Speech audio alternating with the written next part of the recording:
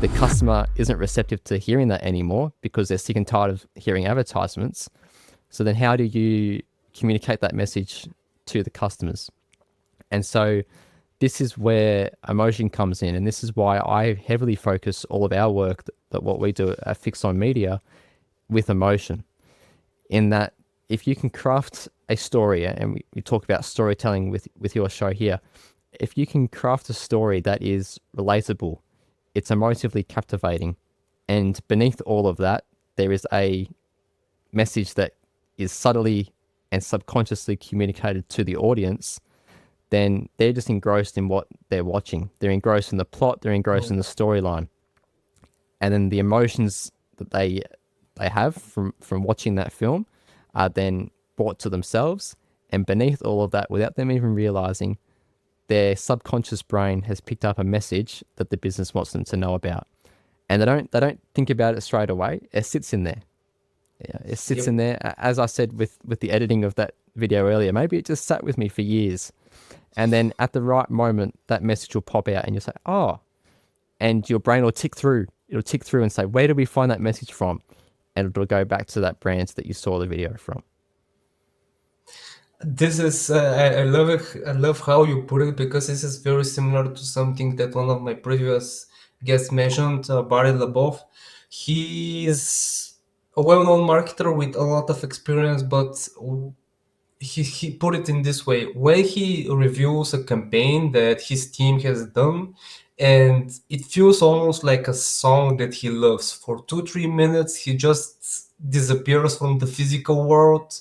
He is involved in this specific project or song or emotion, and for 2 3 minutes you're like floating somewhere in the metaverse or whatever. So this sounds pretty much similar like this. You create an emotion, you create a video that will take us away from our daily lives for 2 3 10 minutes, however long you manage to do it. Definitely. And it is very much about pulling them away just for that time being, and captivating them for that short period of time. And to do that, you need to be in a relatable situation. You need to create something that is Yeah. emotively captivating, because with an attention span of 8 seconds for a human being these days, which is, it's less than a goldfish, just Yep. that's pretty poor. How do you captivate someone so quickly that you're going to be able to hold them there for an extended period of time? And so if you don't have something that pops out to be relatable straight away, that gives a little bit of a sense of deja vu perhaps, then Yeah. you've got no chance of keeping them on board, and you lose them straight away.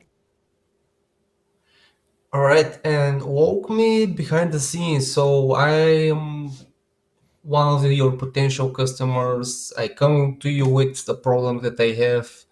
How do you approach the work with the client, and how do you approach your final product?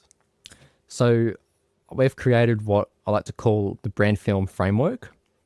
And Okay. what that involves is, it's a four-step process, four pillars of a brand film is what I like to say. So first and foremost, the first question is, as a business, what is it that you truly sell? What is the real product or service? The deeper that we can go with this answer, the better. So I'll give you one example. I was looking at a film that Apple did recently, and I've done an article about it. I think it's going live this morning on LinkedIn. And what is it that Apple really sell? They don't just sell modern pieces of technology, phones and Yeah. tablets and what for. That's very much on the surface level. It's the correct answer, but we want to go much deeper and find a spot that we can connect with people on. So the true product and service of Apple is the creation of technology that can enhance the quality of life of the individual, whether it be in a professional capacity or in a personal capacity. That's their true product or service. And you can see there, Nico, just how much deeper that we've gone from that one response, and Yep. how much we can pull out of that now. And that's the first step That of that's digging into the product. that's the first step, correct.